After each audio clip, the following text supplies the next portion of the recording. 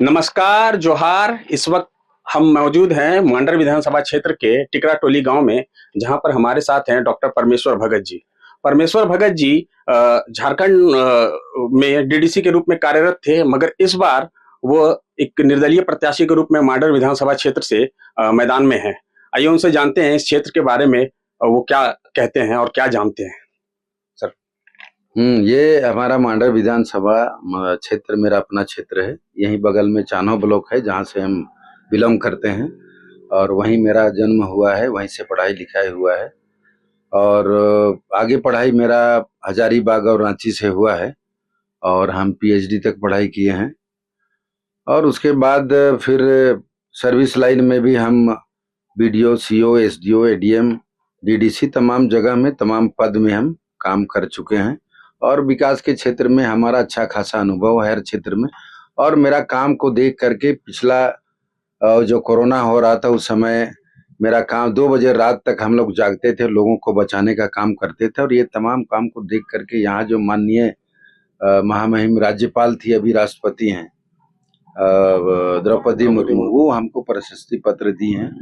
और ग्रामीण विकास का अच्छा काम के चलते ग्रामीण विकास मंत्रालय से भी हमको प्रशस्ति पत्र मिला था। तो ये हमारा एक बहुत बड़ा अचीवमेंट या उपलब्धि हम इसको मानते हैं। और कहीं भी हमारा काम में हम कहीं पीछे नहीं रहते थे। 1 महीना में 30 दिन होता है, 30 दिन में 25 दिन हम गांव में रहते थे। आज अगर हम खोजेंगे पूरा झारखंड का डीडीसी का अगर काउंट करेंगे और कोई डीडीसी अगर बता दे कि 30 दिन में हम 25 दिन गांव में रहते हैं तो हम मान जाएंगे। लेकिन मैं रह के बिताया हूँ और जितना दिन मैं डीडीसी रहा, 30 दिन में 25 दिन में क्षेत्र का भ्रमण करता था और एक एक चीज को देखता था। इसीलिए हमारा गांव से और ग्रामीण से और गरीब से जबरदस्त लगाव है और उस लगाव को हम इस बार अब क्षेत्र में उतारना चाहते हैं और विकास का काम करके दिखाना चाहते हैं। आप सेवानिवृत्त होकर के चुनाव लड़ रहे हैं या फिर नौकरी छोड़कर? हमारा डीडीसी का टर्म खत्म था, उसके बाद सरकार ने देखा कि भाई चलो ये अच्छा ऑफिसर है, काम करते हैं, तो फिर से कॉन्ट्रैक्ट में हमको 2 साल के लिए रखा गया था। उसमें 1 साल हम पूरा किए और 1 साल और हम कर सकते थे, लेकिन हम छोड़ दिए और हम इस लाइन में फिर आ गए कि हम अपना समाज का सेवा करेंगे, गांव भ्रमण करेंगे, गांव में देखेंगे, गरीब गुरबा के बीच रहेंगे और काम करेंगे। ये सोच करके 1 साल पहले हम आ गए। मांडर विधानसभा क्षेत्र की मूलभूत समस्याएं क्या है? मांडर विधानसभा क्षेत्र में जो भी हम अभी घूम करके देख रहे हैं, तो मूलभूत जो है समस्या हो तो पढ़ाई का है, एजुकेशन का है। अगर हम बैक में जाते हैं तो देखते हैं जब झारखंड बना था उस समय हम लिटरेसी में 62% थे, अभी हम बढ़ के चले हैं 66 में।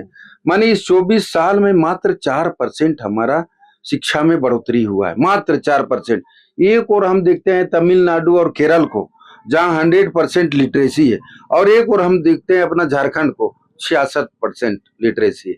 देखने से ऐसा लगता है कि हम अभी भी बहुत पीछे हैं। तो इसको हम आगे बढ़ाना चाहते हैं कि हमारा झारखंड का एक एक बच्चा शिक्षित हो, एक एक बच्चा पढ़ाई बढ़िया करे और पढ़ाई के बाद उनको रोजगार मिले, नौकरी मिले, और वो इधर उधर का जो लाइन में भटकता है, कोई उग्रवादी में चला गया, कोई जंगल में चला गया, कोई इधर रोड में निकल गया, तो ये तमाम चीज को मतलब देखते हुए अगर हम इनको रोजी रोजगार देते हैं तो हमारे बच्चे मेन स्ट्रीम में रहेंगे और हम ये चाहते हैं।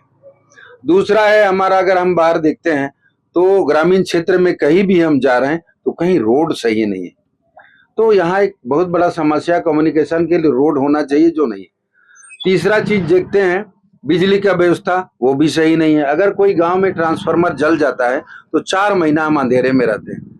4 महीना के बाद अगर हुआ तो ट्रांसफार्मर बन के आता है और लगता है। अभी सैकड़ों ट्रांसफार्मर आपका टीआरडब्ल्यू में पड़ा हुआ है, उसमें 20-25 मेरा ही पैर भी जाता है जीएम के पास कि जीएम साहब आप देखिए यहाँ भैंसादोन का ट्रांसफार्मर गया है, उसको कर दीजिए।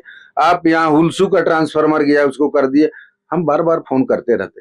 तो हम चाहते हैं सरकार इसको बढ़िया व्यवस्था करे। टीआरडब्ल्यू अगर 2 है उसको 10 कर दे, और अगर हमारे बिजली के मिस्त्री लोग अगर 10 हैं, 20 हैं या 50 है तो उसको बहाल करके 100 करे, ताकि जो ट्रांसफार्मर जल के जाए उसका मरम्मती फटाफट हो और दूसरा दिन जाकर के क्षेत्र में लग जाए और माने गरीबों को बिजली मिले।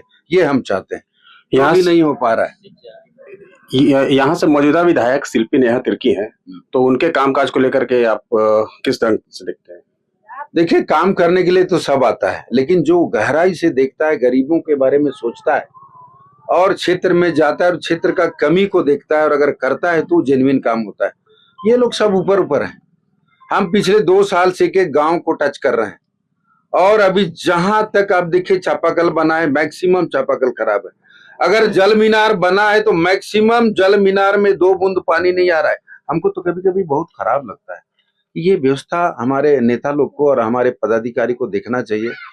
जहां पर काम सही नहीं, अभी पानी आप खोजिए ना, अभी आदिवासी गांव है, एक बता दे रहे हैं आपको, लापुंग में पोला नदी टोला, आप जाइएगा तो आदिवासी लोग बालू का माने नदी का बालू को हटाता है, जो पानी नीचे से बालू से निकलता है उसको डूबा बोलता है लोग, डूबा से डेगची में उबजता है और गमछा को 4 तह करता है और छकनी मार के पीता है। आज मैंने 78 साल हो गया देश का आजादी का और 24 साल हो गया झारखंड बना हुआ, तब भी हम लोग उसी युग में हैं और कहीं कुछ हुआ है तो वो जीरो है। चापाकल देखिए आप कितना फीट गहराई करते हैं, खराब हो गया। जल मीनार का आप जंजीर लगा दिए हैं लेकिन 2 बूंद पानी नहीं।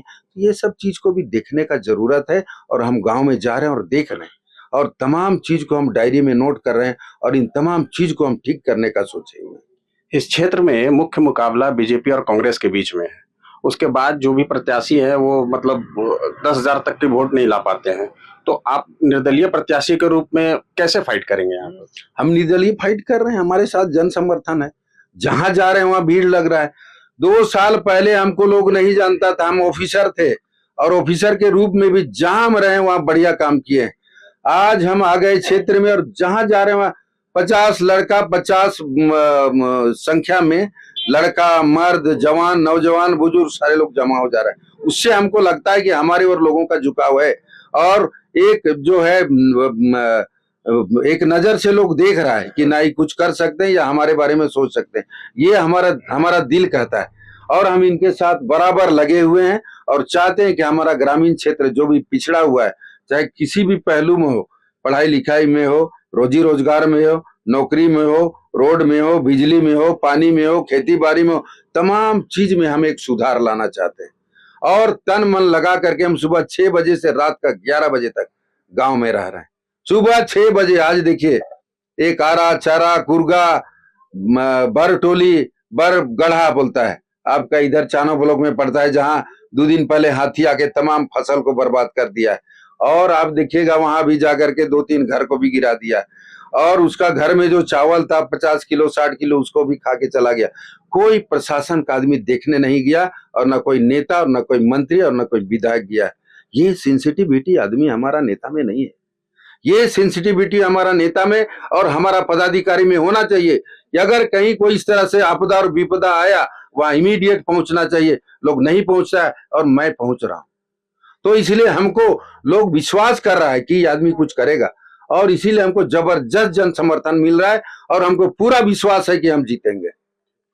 तो ये थे डॉक्टर परमेश्वर भगत जी। प्रभातखबर.com, विश्वास वही, रफ्तार नहीं।